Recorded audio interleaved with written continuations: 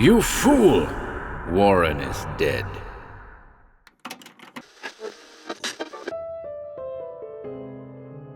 Welcome to HorrorBabble.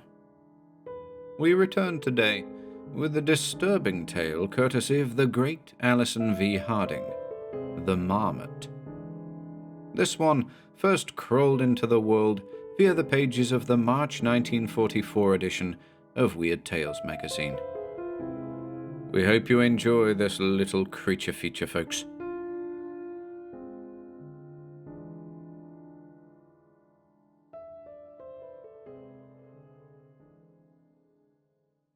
The Marmot by Allison V. Harding. Such a harmless-looking tiny creature, but animals possess strange abilities beyond our ken. I have never admired my brother. Edward Alice was a vain, selfish blusterer. He had no use for hard work, for ethics, and not much use for me. After a small family inheritance was divided between us, I didn't see much of him.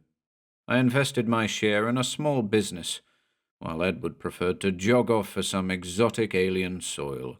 Good riddance.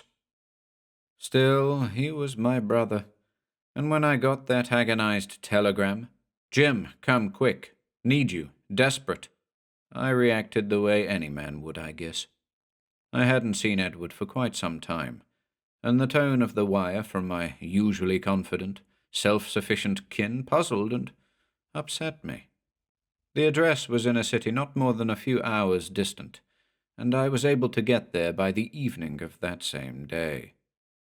I remember the shock of surprise that hit me when I saw Edward. True, it had been 2.5 years since I'd laid eyes on him, but a normal man shouldn't change as much as Edward had. He greeted me almost hysterically. "My God, I'm glad you're here, Jim." His palm was moist with sweat as we shook hands. "Well, Edward, what's this all about? You look done in." I noted that his rooms were comfortable, in an apartment of good taste. Without speaking, he motioned me absently to a chair. I sat down and looked up at my brother pacing in front of me. His small pig eyes that I had disliked in the old days, their furtiveness always a signal of some devilment, were dilated with fear now. I kept quiet, waiting for him to break the silence. His quick, nervous little movement stopped all of a sudden, and he stood in front of me. "Jim, the doctors tell me I'm, well, mad. They tell me I'm insane. They want me to go away somewhere to be treated." I controlled my surprise, and he made no comment. Edward went on. "But it's outrageous." "It's not as simple as all that. I wish I could make you believe me."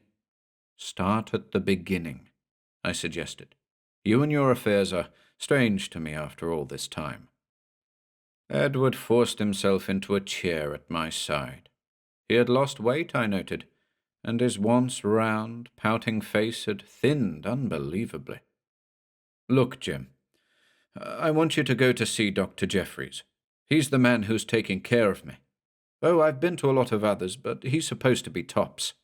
You and I haven't always gotten along, but you know I'm not crazy. You know that's absurd." "I don't understand," I started. Edward hurried on. "You see, I do have a kind of an affliction, but it's a physical thing. It isn't mental. I know it isn't. I know it isn't." I cleared my throat. "What this boils down to, Ed, is that you want me to go to Dr. Jeffries and vouch for your sanity.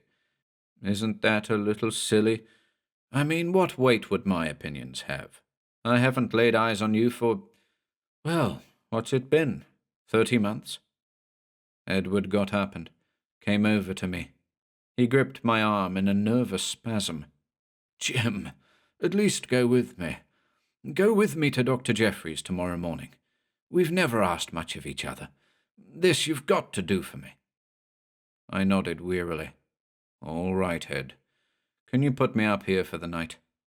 He smiled and patted me. Sure, sure. I'm so glad you're staying. I bedded down in the spare room next to Edward's room. I had brought some order blanks along, and decided to study them after I got into bed. My business was still young, and I had a consuming interest in it. I guess my concentration on these personal matters was so great that the noises from the next room grew into full-throated cries before I heard them. Without waiting to slipper my feet, I padded across the cold floor to the door leading into the adjoining room. It was unlocked, and I burst into my brother's room. He was on top of his bed, doubled over in agony. A strange, horrible whistling cry came from him. I reached him in a split second. For God's sake, Ed, what's wrong? I thought fleetingly of an acute appendicitis attack, but then I saw he was gripping the upper part of his right leg. As I laid my hands on him, the paroxysms of pain seemed to pass. He shuddered beneath my grip and straightened from his jackknife posture, though still clutching his thigh. I stood helplessly alongside. You see, this is what they've been telling me is mental, he said in a voice weakened by his ordeal. Mental. Get that, Jim? They tell me I'm imagining this thing. What thing? This pain. This hideous something in my leg. In heaven's name, man, tell me what you mean. Edward turned a look of horror and hopelessness toward me. He prodded his thigh. There's something in there, Jim. Something alive. Something that means to kill me. We saw Dr. Jeffries at 10 o'clock the next morning. The psychiatrist, for that is what he turned out to be, was an elderly man whose forceful personality could be felt the minute one stepped into his consultation room. Edward immediately launched into a minute description concerning his attack of the previous night. He turned to me for corroboration. I nodded slowly. Yes, I saw it, Doctor. Obviously my brother was in great pain. Dr. Jeffries smiled kindly. Of course, of course. He is in great pain, Mr. Alice. But the cause of that pain, he tapped his forehead significantly, is here. Edward's reaction to this announcement was immediate. It's impossible. Impossible, I tell you. I know what I feel. It is there. There's something there in my leg. I'll go elsewhere. I'll try another doctor. Dr. Jeffries shook his head. Do as you wish. He looked directly at Edward. Now, I wonder if you'd mind if I had a few words with your brother. Edward went ungracefully out of the room. After the door was shut again, the physician turned to me. It's good that you're here to take care of him, Mr. Alice. Your brother is a very sick man. Won't you tell me the situation, Doctor? I know so little. I saw him last night for the first time in 2.5 years. He's been away, out of the country for a great deal of that time, I believe. I knew he travelled, but we never kept in touch. Then I probably know more about him, Mr. Alice, than you do. It's an interesting case. He doesn't make things easy for us. He should be under constant treatment. I leaned forward. I don't question your judgment on the case, Dr. Jeffries. However, as I said before, I saw this attack last night. I will swear that my brother was suffering hellish torture, actual physical pain. He clutched his leg in agony and told me that there was something, that's what he said, something there that would destroy him. Precisely. That has been his story all along, Mr. Alice. Originally he went to general practitioners and made a fool of himself, demanding x-rays and undergoing other clinical procedures. You know, the mind does many strange things. It can deceive us into believing that one part or another of our anatomy is the site of excruciating pain. You mean, then, that he really is insane?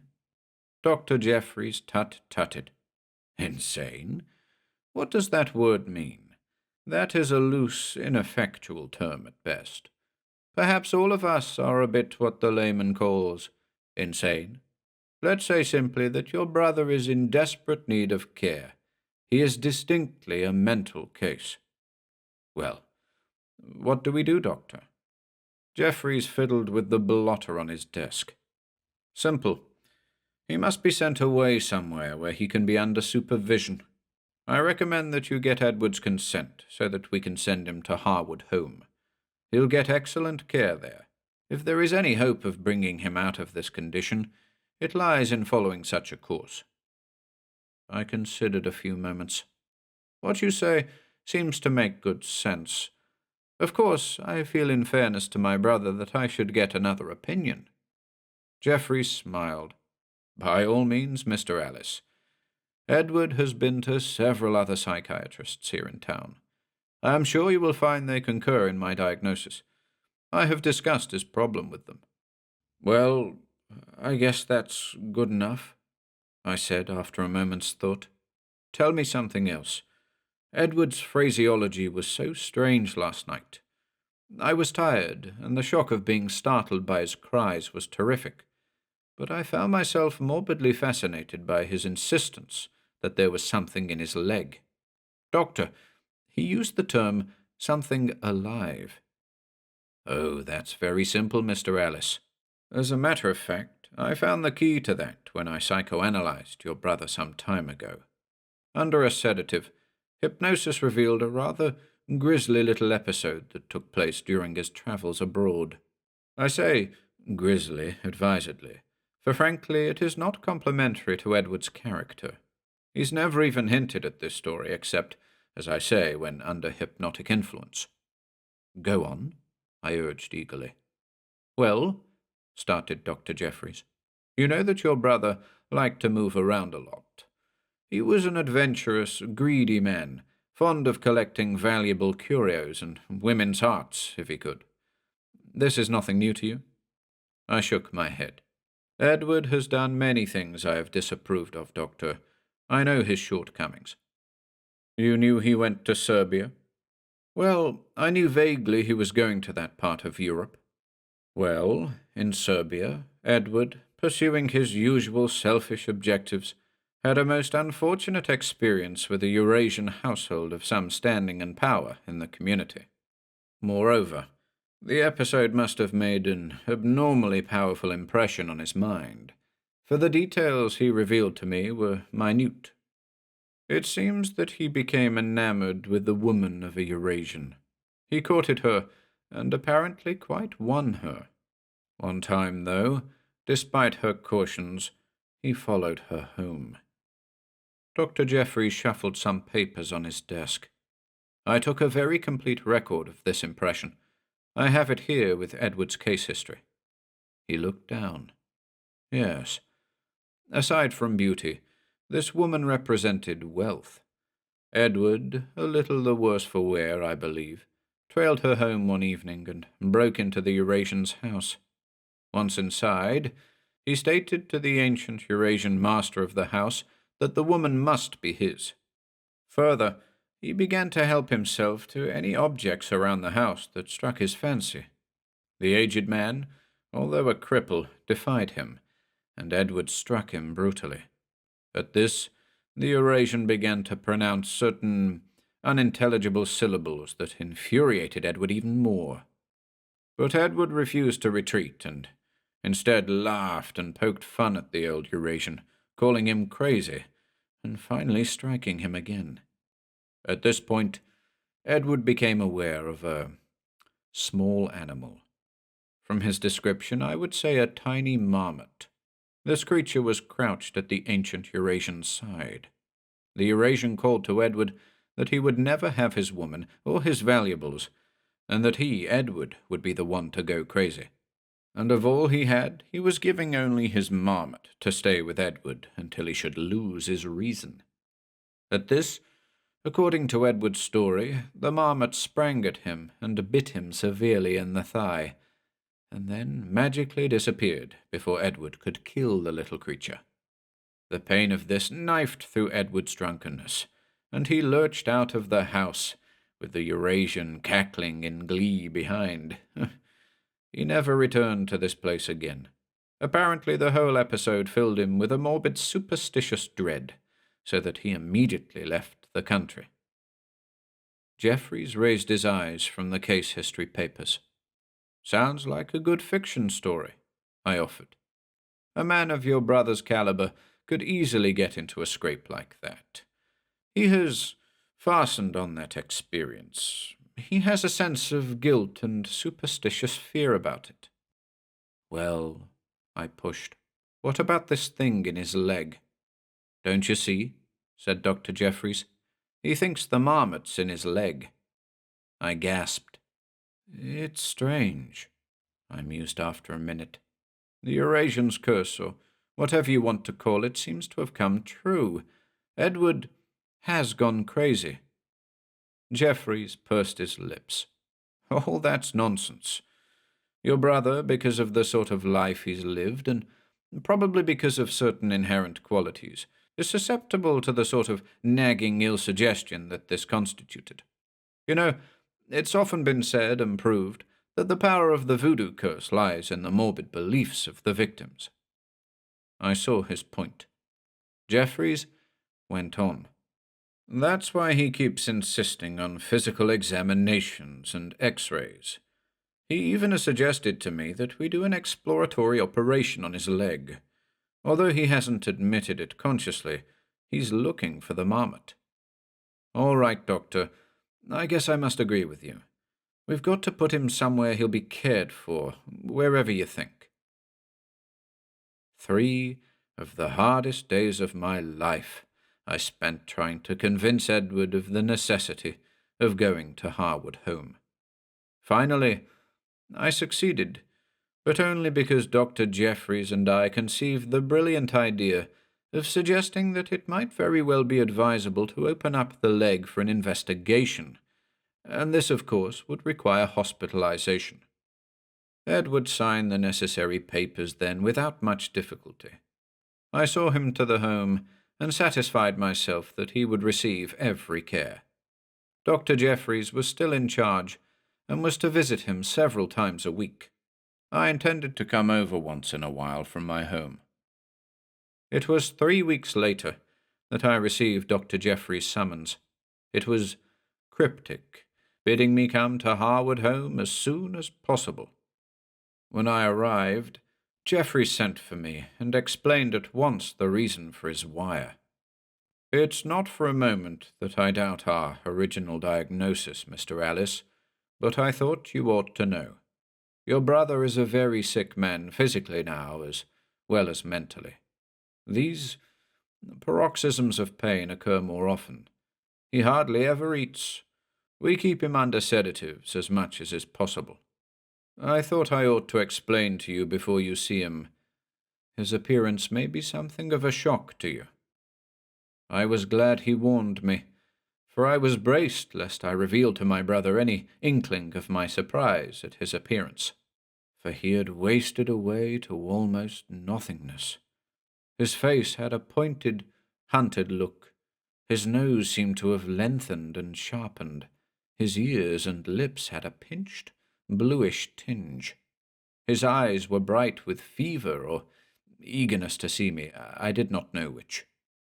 "Well, old man," I said, with an attempt at heartiness, "Dr. Jeffries tells me you're not being such a good patient." "Jim," he said, "it's been hell. Every day it's been worse." He frowned at the nurse fixing his water decanter until she left the room. Look at this." And with a convulsive movement, he pulled the blankets and sheet from his legs.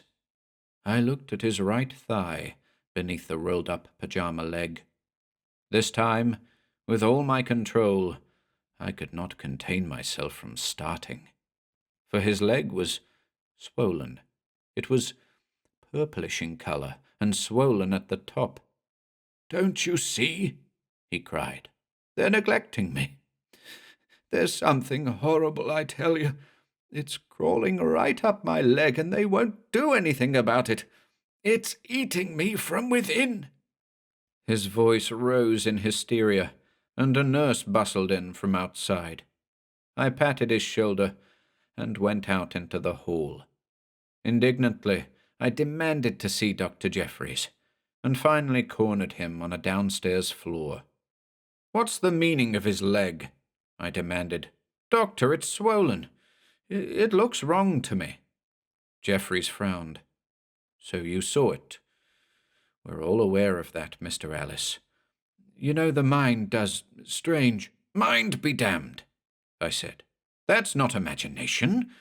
He has a swelling there, and that leg looks like there's poison in it. Hear me out, Mr. Alice. I must stick to my original diagnosis. Do you know, sir, that your brother spends almost the entire day prodding and kneading and poking that leg? He's obsessed with the idea that his leg is being eaten away. We have even allowed him the concession of another series of X-ray pictures here at the home. They show no pathology, yet he insists there's something in his thigh. It's the Marmot he's looking for, of course." I was silent. Jeffrey spoke again. "Can you arrange to stay for a few days? It might be beneficial for Edward." I agreed. But it wasn't to be for a few days. For that night, my brother died. I was at his bedside, as was Dr. Jeffries, when he passed away. So frenzied had been his convulsions, so fanatic his obsession, that with his own hands he had torn cruelly at his already swollen leg, drawing blood. In his weakened, near-starved state, the anguish and agony of those last few moments were too much for him. I remember my disgust as I sat at his bedside. The loosely hanging bedclothes were wet with blood from his final throes. My brother had been a stark madman the last few minutes of his life. I got up finally, with Dr. Jeffries, to leave the room. We were alone then for a minute, and we walked toward the door, his hand on my shoulder. "Maybe it's better this way, Mr. Alice." I opened my mouth to speak, when my eye caught a slight movement in the dark far corner of the room. I moved closer, Jeffrey still at my side. I looked, and a feeling of chill, liquid horror stole through me, until my scalp crawled with an unearthly dampness. For there, crouched in the corner, was a tiny, yet stout-bodied, short-legged little creature, its coarse fur matted with blood from small ears to short, bushy tail. It just sat there, silently observing us. I gasped then, and reeled into the hall. I felt, rather than saw, Jeffries still beside me. Outside, I turned and looked at him. His face was green-gray with pallor, but neither of us spoke. Thinking it over afterward, that fact doesn't seem strange. For God knows I value my sanity above everything else in the world.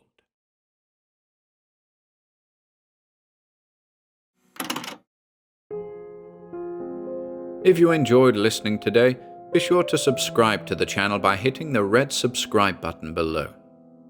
After doing so, click the bell icon next to the subscribe button to receive new content notifications. If you'd like to support our work and receive exclusive perks, consider becoming a channel member by clicking the join button below.